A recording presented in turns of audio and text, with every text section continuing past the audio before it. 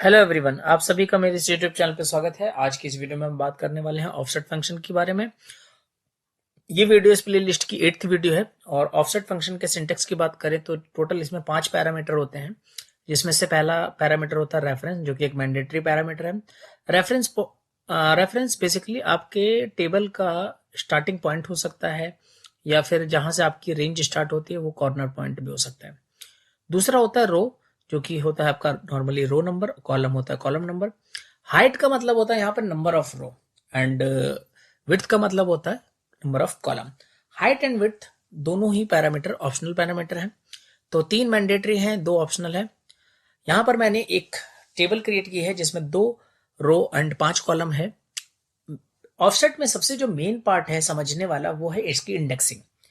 Normally table में क्या होता है कि आपका जो फर्स्ट रो या फर्स्ट कॉलम होता है उसकी जो इंडेक्सिंग होती है वो होती है 1। ठीक है, इंडेक्सिंग मतलब नंबरिंग। तो ऑफसेट के अंदर पहला रो एंड पहला कॉलम हमेशा 0 होता है। लाइक अगर मैं कॉलम की बात करूं तो ये लेफ्ट से राइट 0 1 2 3 4 एंड राइट से लेफ्ट 0 -1 -2 -3 -4। ऑफसेट चारों डायरेक्शन में काम करता है, इसलिए left to right to left इसकी इंडेक्सिंग चेंज होगी। ऐसे ही टॉप से बॉटम, बॉटम से टॉप भी चेंज होगी। 0 1, और अगर नीचे से ऊपर की तरफ जाए मतलब बॉटम टू टॉप तो 0 एंड देन -1। ये तो था ऑफसेट के बारे में कि इसकी इंडेक्सिंग और पैरामीटर के बारे में। अब चलते हैं इसके एग्जांपल पे। तो ऑफसेट पे पहला फंक्शन हम यहाँ पर करते हैं। यहाँ पर मैंने एक सिंगल कॉलम की टेबल क्रिएट कर रखी है जिसमें कुछ नंबर है। मैं चाहता हूं कोई ऐसा फॉर्मूला मैं क्रिएट करूं जिससे कि मेरी जो ये रेंज है वो डायनेमिक हो जाए। मतलब रेंज ऐसी डायनेमिक कि अगर मैं नंबर कुछ और नंबर यहाँ पर डालूं, आगे एड ऑन करूं, तो मुझे उसका टोटल इस टोटल वाले बॉक्स में अब ऑटोमेटिकली एड ऑन होकर दिखे। ठीक है, तो मैं यहाँ पर क्या करूंगा, ऑफसेट फंक्शन लगाऊंगा। ऑफसेट सबसे पहले रेफरेंस पॉइंट ये दे दिया हमने A1, इसको फ्रीज कर लेते हैं, कॉमा रो नंबर। तो हम यहाँ पर जो हमारी कैलकुलेशन स्टार्ट करनी है वो फर्स्ट रो से स्टार्ट करनी है। तो यहाँ पर मैं 1 लूंगा क्योंकि ऑफसेट में ये वाला जो रो होता है, वैसे तो ये नॉर्मली ये फर्स्ट रो एंड ये सेकंड रो होता है, लेकिन ऑफसेट में ये 0 ये 1 होता है। तो हम यहाँ पर 48 से स्टार्ट करेंगे तो हम यहाँ देंगे 1, कॉमा 0 देंगे कॉलम के लिए बिकॉज ये फर्स्ट कॉलम है और फर्स्ट कॉलम 0 होता है, आपका 0 दे दिया। उसके बाद हाइट यहाँ पर देनी है क्योंकि हमारी हाइट इंक्रीजिंग ऑर्डर में जा सकती है, इसलिए हम यहाँ पर डायनेमिक करेंगे। तो हम यहाँ यूज करेंगे काउंट फंक्शन के बारे में। काउंट फंक्शन बेसिकली क्या करता है, एक रेंज क्रिएट करता है। एक रेंज में जितने भी नॉन एम्प्टी सेल है उनको काउंट करता है। ठीक है, तो हम यहाँ पर इस कॉलम को सेलेक्ट कर लेते हैं एंड देन ब्रैकेट क्लोज, क्योंकि हम विड्थ नहीं देंगे बिकॉज हमारे पास सिर्फ एक ही कॉलम है। नंबर ऑफ कॉलम्स ज्यादा होते तो हम देते, अदरवाइज नहीं। तो ये कॉलम का bracket close and then offset का ब्रैकेट क्लोज। क्योंकि ऑफसेट एरे फंक्शन है तो यहाँ पर मुझे कंट्रोल शिफ्ट एंटर मारना पड़ेगा। बट अगर मैं कंट्रोल शिफ्ट एंटर मारूंगा तो जो नंबर यहाँ पर है वही नंबर यहाँ पर भी आ जाएंगे। मुझे नंबर थोड़ी ना चाहिए, मुझे तो सम चाहिए। तो मैं ऑफसेट से पहले सम लगा दूंगा एंड देन इस अब पूरी रेंज को सिलेक्ट करके bracket close, control shift enter. 1092, कुछ और नंबर ऐड करते हैं यहाँ पर 500, 1592, देन 100, 692। मीन्स आपकी जो रेंज है बिल्कुल डायनेमिक हो गई है और कैलकुलेशन जो उसमें एड ऑन हो रहा है वो वैल्यू भी ऑटोमेटिकली हो रहा है। एक चीज यहाँ पर ध्यान रखना, जब भी आप ऑफसेट के साथ काउंट फॉर्मूला का यूज करते हैं तो याद रखिएगा कि अगर आप बीच में ब्लैंक ले लेते हैं तो आपका जो यहाँ पर आंसर है वो इनकरेक्ट हो सकता है। ठीक है, तो ध्यान रखना काउंट को ऑफसेट के साथ यूज कर रहे हैं तो सीक्वेंस वाइज नंबर हो। ठीक है, चलते हैं अपने सेकंड एग्जांपल पे, ऑफसेट 2। ओके, तो यहाँ पर मंथ लिखा है जैन टू दिसंबर और मुझे इसको रिवर्स ऑर्डर में लेकर आना है, लाइक दिसंबर पहले आ जाए और जैन बाद में। तो इसके लिए हम यहाँ पर ऑफसेट लगाकर ये चीज कर सकते हैं। कैसे? ओके, तो इक्वल्स टू ऑफसेट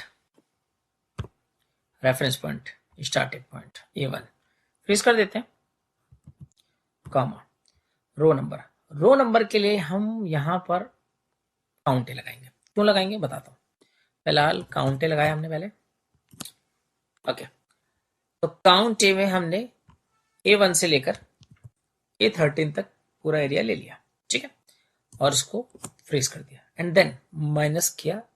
अच्छा, काउंट A1 से A13 मेरा आउटपुट क्या आएगा, सिर्फ इतने का आप देखो। अगर आप आउटपुट तो ये 13 आ रहा है। अच्छा, मुझे यहाँ पर वैल्यू कौन सी चाहिए? दिसंबर। तो अगर ऑफसेट में ये 0 रो है, ये फर्स्ट है, ये सेकंड, तो ये जो 13 है इसका नंबर क्या होगा? 12।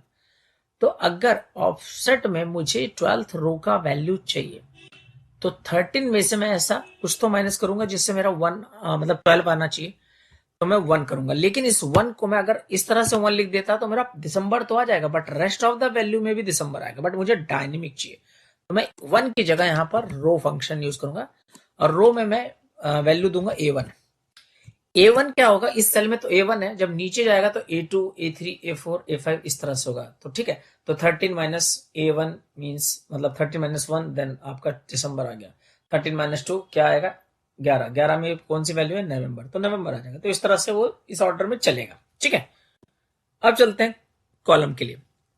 क्योंकि ये सिंगल कॉलम का डेटा है तो कॉलम ऑब्वियस आपका पहला 0 रहता है, तो 0 डालेंगे। एंड हाइट और विड्थ के लिए यहाँ पे कोई वैल्यू डालने की जरूरत नहीं है क्योंकि आपका कॉलम फिक्स है। ठीक है, ब्रैकेट क्लोज किया, कंट्रोल शिफ्ट एंटर मारेंगे हम, ये आगे दिसंबर, ड्रैग करते हैं, कंट्रोल डी। ओके सॉरी, मैंने यहां पर फ्रीज नहीं किया था A1 से A13 को, तो इसको मैं पहले फ्रीज कर लेता हूं और अब मारते हैं कंट्रोल शिफ्ट एंटर।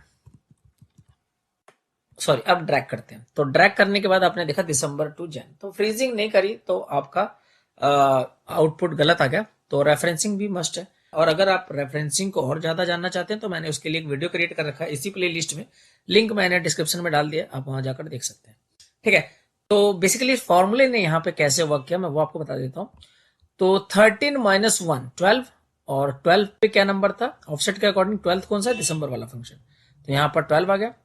फिर जब वो डेट फॉर्मूला यहाँ पे मूव हुआ A1 से 13, तो 30 यहाँ पर ये तो सेम रहेगा 13 ही, लेकिन यहाँ A1 की जगह A2 हो गया। A2 पे रो फंक्शन क्या वैल्यू देगा? 2, तो 13 माइनस 2 11, तो 11 पे क्या है अगर कैलकुलेट करो तो नवंबर है। तो बस इसी ऑर्डर में उसने नीचे तक फॉर्मूला को ड्रैग करने के बाद वर्क किया और आपका मंथ रिवर्स ऑर्डर में लेकर आ गया। अब चलते हैं थोड़े से एडवांस फंक्शन के ऊपर। हाँ, ये वाला फंक्शन थोड़ा सा ट्रिकी है, तो यहां पर आपको लॉजिक बहुत लगाना पड़ेगा। ठीक है, इस वाले फंक्शन के अंदर यहां पर कुछ ईमेल आईडी है, मतलब ईमेल आईडी ने सॉरी एम्प्लॉय आईडी है, और नेम है, डिपार्टमेंट है, मंथ है, सैलरी है। अब आप देखोगे यहाँ पे आशीष एक है, आशीष एक और, मतलब दो, हर नाम दो दो बार, आकृति 2 बार, आमिर 2 बार, अभिज्ञान 2 बार, अभिलाष 2 बार, अभिनव 2 बार। ठीक है, और यहां पर find the value of employ at second पे, मतलब जो सेकंड वाला नाम है उसकी सैलरी निकाली, मतलब पहले वालों को नहीं आना चाहिए। अब कैसे करेंगे? ऑफसेट लगेगा, ठीक है, बट ऑफसेट के अलावा आपको यहाँ पर वी लुकअप भी लगाना पड़ेगा। बट वी लुकअप इतना बड़ा चैलेंज नहीं है, तो वी लुकअप के लिए तो कोई दिक्कत नहीं। हमारा सबसे बड़ा चैलेंज क्या है? रेंज, और रेंज ऐसी क्रिएट करनी है कि सेकंड वाला, नॉर्मली एक्स लुकअप से तो बहुत इजी में हो जाएगा, बट पहले के टाइम पे जब एक्स लुकअप नहीं था तो बस मैं बताना चाह रहा हूँ कि वी लुकअप और ऑफसेट जैसे फंक्शन से भी आप सेम टाइप के नाम को, मतलब जो सेकंड वाला नाम है अगर वही चाहिए तो वो भी कैसे निकाला जाता है, तो जस्ट वही एग्जाम्पल में मैं आपको बताने वाला हूँ। तो सबसे पहले तो वी लुकअप लगा देते हैं और लुकअप वैल्यू लेते हैं आशीष, ठीक है, और कॉलम को करते हैं फ्रीज, कॉमा। अब आता है टेबल एरे, ठीक है, तो ऑफसेट लगा देते हैं क्योंकि हमारे को रेंज ही तो डायनेमिक करनी है।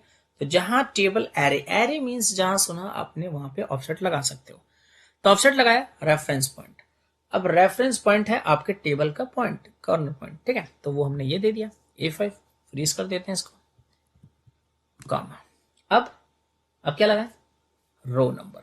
तो रो नंबर के लिए हम यहां पे लगाने वाले मैच, हमने लगाया मैच, और आशीष हमने लिया G6, कॉलम मैच लगाने के बाद G6 को हमने फ्रीज किया इस कॉलम को, और टेबल लुकअप एरे में हमने लिया B5 से B18, ठीक है। सॉरी, लुकअप वैल्यू मेरी रिमूव हो गई है, तो पहले लुकअप वैल्यू लेते हैं G6, फ्रीज किया एंड देन कॉमा नहीं लगाया था इसलिए रेंज मेरी चली गई थी, मतलब रेंज आ गया था लुकअप वैल्यू की जगह पे। अब आएगा मेरा B5 से B18 लुकअप एरे, इसको फ्रीज किया, ठीक है, कॉमा 0, ब्रैकेट क्लोज। अच्छा, इससे मेरा क्या आउटपुट आता है ये आप चेक कर लीजिए। तो यहां पर मेरे को आउटपुट आया 2, क्योंकि आशीष की पोजीशन उसने दी, सिंपली आशीष की पोजीशन दी उसने, ठीक है। और इसको मैं एस्केप कर देता हूँ। नहीं, एस्केप नहीं करूंगा, मैंने F9 नहीं किया इसलिए एस्केप नहीं करूंगा। अब आपसे पूछा जा रहा है कि कॉलम नंबर बताओ। ठीक है, तो कॉलम में हम यहाँ पर जो हमारा रेफरेंस पॉइंट है क्या था, A5। ठीक है, तो हमारी जो टेबल स्टार्ट हो रही है ये तो रेफरेंस पॉइंट हो गया, क्योंकि लुकअप वैल्यू ये है, मतलब मैंने ये लिया है, तो कॉलम का जो पॉइंटर है वो मैं यहां से लूंगा। ठीक है, क्योंकि वी लुकअप में लुकअप वैल्यू जिस टेबल में होती है उसके बाद से ही आपको एरिया लेना है। ठीक है, तो यहां पर हमारी लुकअप वैल्यू क्योंकि इसी टेबल में फॉल कर रही है, तो इसलिए हम कॉलम नंबर के लिए जो फर्स्ट कॉलम लेंगे वो ये लेंगे। तो यहां हमने ले लिया 1 कॉमा हाइट, मतलब आपको वी लुकअप और ऑफसेट के दोनों के नजरिए से ये फॉर्मूला क्रिएट करना है। अब आता है height. Height means number of row. ठीक है, तो हम यहाँ पे ले लेते हैं काउंट, फिर से फंक्शन, फिर से नहीं मतलब काउंट ए ले लेते हैं, और यहाँ पर हम लेंगे रेंज B5 से B18। ठीक है, और इसको फ्रीज कर देंगे और ब्रैकेट क्लोज। अच्छा, इससे मेरा क्या आंसर आएगा, इससे आप देख लीजिए क्या आंसर आया, 14। ठीक है, क्योंकि इसमें टोटल 14 डेटा है, तो ये क्या हो गया, हाइट। ठीक है, कॉमा।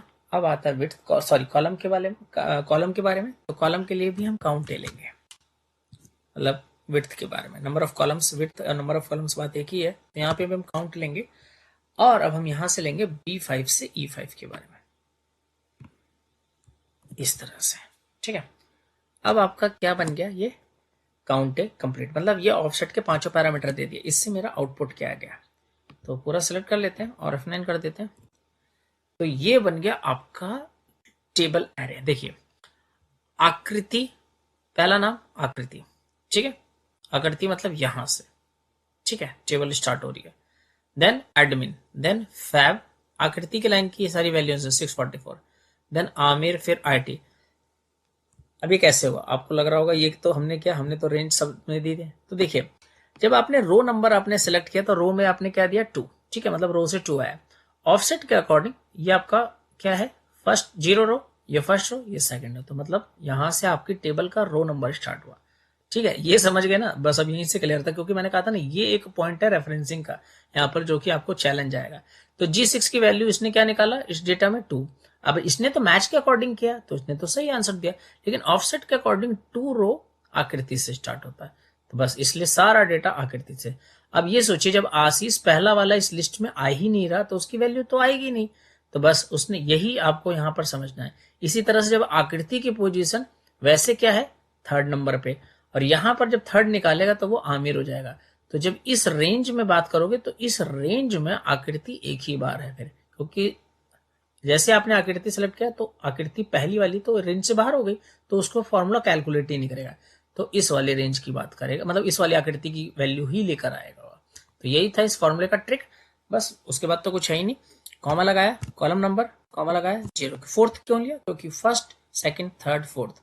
ठीक है, bracket close, control shift enter, ये आ गया 551, यही है आशीष की वैल्यू, आशीष का 551। Now select this, control D. Abhinav का चेक कर लेते हैं, अभिनव का 527। तो ये एक एडवांस फॉर्मूला था और काफी क्रिटिकल था और लॉजिकल भी बेस्ड था। ठीक है, आई होप ये एग्जांपल आपको सबको क्लियर होगा। अब चलते हैं अपने दूसरे एग्जांपल पे, जो कि है ऑफसेट 4 में।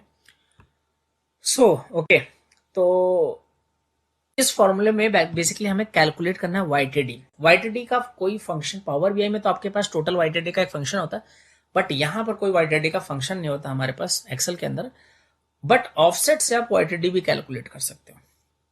ठीक है, YTD कैसा, यहाँ पर एक एम्प्लॉय नेम है, डिपार्टमेंट है, और Jan to December production in employees का। ठीक है, मैंने यहाँ पे मंथ लगा रखा है, मंथ में मैंने ड्रॉप डाउन में डिफरेंट मंथ्स लिए, मतलब Jan to December। अब मैं चाहता हूं अगर मैं यहाँ पे अगस्त सेलेक्ट करूं तो जैन से लेकर अगस्त तक उस पर्टिकुलर एम्प्लॉय का सारा टोटल यहां पर आ जाए। अगर मैं Jan to नवंबर लूं तो जैन से नवंबर तक हो जाए, अगर Jan to मार्च लूं तो Jan to मार्च का टोटल आ जाए। तो जो मैंने ड्रॉप डाउन में सिलेक्ट करूं वो यहां पर आ जाए। कैसे करेंगे, तो सबसे पहले अगेन ऑफसेट से स्टार्ट करते हैं। रेफरेंस, तो टेबल स्टार्ट हो रही है हमारी B5 से, तो हमने B5 दे दिया, सेलेक्ट कर लिया, कॉमा, रो नंबर। ठीक है, सेकंड पैरामीटर है रो नंबर। तो रो नंबर आपका यहाँ पे रो नंबर के लिए हम बेसिकली रो का फॉर्मूला लगाएंगे। अच्छा, रो का फॉर्मूला क्यों लगाएंगे? देखो भाई, अभी आप रो का फॉर्मूला लगाओ क्योंकि डायनेमिक बनाना है। तो रो अगर मैं रो का फॉर्मूला यहाँ पे लगाऊंगा तो मुझे आउटपुट में मिलेगा क्या? 6। 6 में ऐसा क्या माइनस करूंगा कि 1 आ जाए, क्योंकि डायनेमिक बनाना है। क्योंकि आप ये देखिए ना, पहला रो आपका 0 माना जाता है ऑफसेट में, तो आशीष की वैल्यू को कैलकुलेट करना पड़ेगा। तो आप यहाँ पर 1 लाओगे, लेकिन वो डायनेमिक होना चाहिए। लाइक बार बार 1 2 इस तरह से हमें लिखना ना पड़े, इसलिए हम यहाँ पर कुछ डायनेमिक करेंगे। तो रो में 6 माइनस अगर हम 5 कर दें तो 1 आएगा। तो 1 का मतलब है ऑफसेट के अकॉर्डिंग आशीष की बात हो रही है। ठीक है, अब आता है कॉलम नंबर, कॉलम फंक्शन। अब कॉलम फंक्शन का मतलब है कि आपका जो डेटा है कैलकुलेशन वाला वो कहां से है। तो पहला तो 0 कॉलम होता है, देन 1। तो जैन कौन सा कॉलम है? Second column.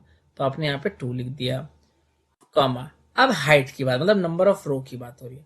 तो नंबर ऑफ रो, हर एम्प्लॉय का डेटा अगर देखा जाए तो सेम रो में है, तो हाइट तो बच गई आपकी 1, कॉमा। Now width. अब आती है बात नंबर ऑफ कॉलम। ये इस फॉर्मूले का सबसे इंपॉर्टेंट पार्ट है, क्योंकि हमने बोला कि जैन से तो कैलकुलेट हो, प्लस जितने मंथ यहां पर हो उतने ही मंथ कैलकुलेट हो, मतलब वहां तक। ठीक है, तो यहां पर मैच का फंक्शन लगा सकते हैं। मैच क्या करेगा? हमें इस पर्टिकुलर मंथ की पोजीशन दे देगा इस डेटाबेस में। तो हमने G3 ले लिया as a lookup value, comma, lookup array. अब ये मंथ कहाँ है हमारा? ये हमारा यहाँ पे है, D5 से लेकर O5 तक। ठीक है, comma 0 for exact match, bracket close. अब आप देखिए, इसको अगर मैं F9 करूं तो मुझे 3 आएगा। तो मतलब यहां से फॉर्मूला जब स्टार्ट होगा तो 1 2 3 तीन कॉलम को सेलेक्ट करके उसका टोटल दिखा देगा। ठीक है, कंट्रोल जेड कर देंगे, यही हमें चाहिए था। ठीक है, कॉमा। और अब क्या चाहिए? ये हो गया आपका ऑफसेट पूरा कंप्लीट, और आपने ब्रैकेट क्लोज कर दिया। बट बेसिकली आपको क्या चाहिए? आपको एक नंबर थोड़ी ना चाहिए, आपको तो सम चाहिए।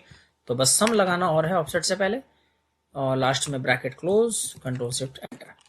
तो ये आ गया 1198। एक बार सिलेक्ट करके कंट्रोल डी कर लेते हैं तो सारी वैल्यूज आ गई। चेक करते हैं कि चेंज हो रहा है कि नहीं। अगर मैं जैन टू सितंबर लेता हूँ, यस बिल्कुल ईयर टू डेट आपका फॉर्मूला रेडी हो चुका है, और ऑफसेट से आप ये भी कैलकुलेट कर सकते हो। तो अब चलते हैं अपने नेक्स्ट एग्जांपल पे, जो कि है ऑफसेट 5 में। ठीक है, तो यहाँ पर एक डेटा है, बहुत छोटा सा डेटा है, और ये आप कुछ इस तरह से समझो, क्योंकि स्टूडेंट लोग मेरे से बहुत डिमांड करते हैं कि सर क्या हम डायनेमिक टेबल को, हाँ सॉरी, हम टेबल को, पाइवट टेबल को क्या डायनेमिक कर सकते हैं? मीन्स अगर हमारे पास पावर क्वेरी नहीं है, मीन्स ओल्डर वर्जन है, या फिर हमें VBA नहीं आता एंड हमें डायनेमिक टेबल को भी यूज नहीं करना है, तो क्या फॉर्मूले से हम डायनेमिक टेबल क्रिएट कर सकते हैं, मतलब बना सकते हैं, सो दैट हम डेटा बस ऐड ऑन करें और हम रिफ्रेश मारे और हमारा डेटा चेंज हो, जैसे पावर क्वेरी और डायनेमिक टेबल के अंदर होता है। ठीक है, तो पॉसिबिलिटी है। ऑफसेट आप ये भी यूज, ऑफसेट आप यहाँ पे भी यूज कर सकते हैं। आपको क्या करना है? टेबल को आप सेलेक्ट करोगे, नेम मैनेजर पे जाओगे, नेम मैनेजर पे नहीं सॉरी, डिफाइन नेम पे जाओगे। यहाँ पर आप इसका नाम रख लो। ठीक है, यहाँ पे SQL डेवलपर आ रहा है, पता नहीं क्यों। अभी मैं फिलहाल यहाँ पे dine underscore tab short form लेता हूँ, और यहाँ पर मैं ऑफसेट फंक्शन यूज करूंगा। तो इक्वल टू के बाद, सॉरी इक्वल टू के बाद नहीं, इस पूरे एरिया को सेलेक्ट करके डिलीट कर देते हैं। इक्वल्स टू ऑफसेट और टैब मारेंगे, और रेंज में हम लेते हैं ये वाला पार्ट। ठीक है, यहीं से आपकी टेबल स्टार्ट हो गई। तो ऑफसेट लिया, ऑफसेट लेने के बाद रेफरेंस पॉइंट हमने अभी ले लिया, और रेफरेंस पॉइंट के बाद हमें 0 रो, 0 कॉलम, क्योंकि हम यहाँ पर हर एक रेंज को लेना, हर एक डेटा को लेना, तो हमने इस तरह से ले लिया। Then comma, number of rows, क्योंकि हमारा डेटा इंक्रीजिंग ऑर्डर में हो सकता है कल को, तो काउंट ए लेंगे, ब्रैकेट ए, और यहाँ पर हम ए कॉलम को पूरी तरह से इस तरह से ले लेंगे, and then bracket close, and then count A, bracket open, column को हम इस तरह से ले लेंगे, सो दैट हमारा ये भी काम हो जाएगा, and then final bracket close. ठीक है, इसको मैं कॉपी कर लेता हूँ बिकॉज इसको हमें नीड पड़ेगा, एंड देन प्रेस ओके। ठीक है, अभी नेम मैनेजर में हमारे पास एक टेबल क्रिएट करके हमने एक रेंज, मतलब नीचे फॉर्मूला दिखा रहा है, एक रेंज हमने सेट कर लिए, और अब इस डेटा को ऐसे ही सिलेक्ट रहने देते हैं, और चलते हैं हम इंसर्ट में, पावर टेबल के अंदर, यहाँ पे पेस्ट कर दिया डायनेमिक टेबल, एग्जिस्टिंग वर्कशीट लेते हैं और यहाँ पर हम एक्सेस दे देते हैं, एंटर। ये देखिए पाइवट टेबल आपकी आ गई। और एम्प्लॉय आईडी इधर ले लेते हैं हम, और इधर हम सैलरी ले लेते हैं, ठीक है। तो ये सम ऑफ सैलरी आ रहा है बिल्कुल, हालांकि सेम ही आ रहा है। और यहाँ पर हम अब कुछ वैल्यू चेक करके देख लेते हैं। Nikhil, okay, Nikhil 2032 as 5, web developer, ठीक है। और चलते हैं रिफ्रेश मार के देखते हैं कि सही में वर्क कर रहा है कि नहीं। तो पाइवट टेबल एनालाइज पे गए, जस्ट प्रेस रिफ्रेश, ये देखिए वैल्यू चेंज हो गई जी, एक वैल्यू चेंज हो गई, ठीक है। 85 के एक्चुअली 2 आ गए, मनप्रीत एंड, मतलब हमें ये भी चेंज करना पड़ेगा। यहाँ पे मैं 95 कर देता हूँ, तो आपको एक पता लग जाएगा, एक एडिशनल रो ऐड हो जाएगा अभी, ठीक है। तो पाइवट टेबल पे चलते हैं और रिफ्रेश, ये देखिए। तो इस तरह से आप ऑफसेट यूज करके अपनी पाइवट टेबल को भी डायनेमिक कर सकते हैं। आई होप ये वीडियो आपको अच्छा लगा होगा और ऑफसेट के काफी लॉजिक आपको क्लियर हुए होंगे। ऑफसेट रेंज को डायनेमिक करने का एक बहुत ही यूजफुल फंक्शन है एक्सेल के अंदर। आप इसको अगर सीखते हैं तो आप काफी कुछ डायनेमिक कर सकते हैं रेंज एक्सेल के अंदर, ठीक है। और वीडियो के डिस्क्रिप्शन में मैंने अपनी ईमेल आईडी दी है, और अगर आप मुझे मेल करते हैं तो मैं आपको इसकी प्रैक्टिस मटेरियल भी दूंगा, प्लस एक एक्स्ट्रा शीट भी दूंगा जिसको आप और प्रैक्टिस कर सकते हैं। वीडियो अच्छी लगी होगी तो please like, share and subscribe, और मिलते हैं नेक्स्ट वीडियो में। Thank you.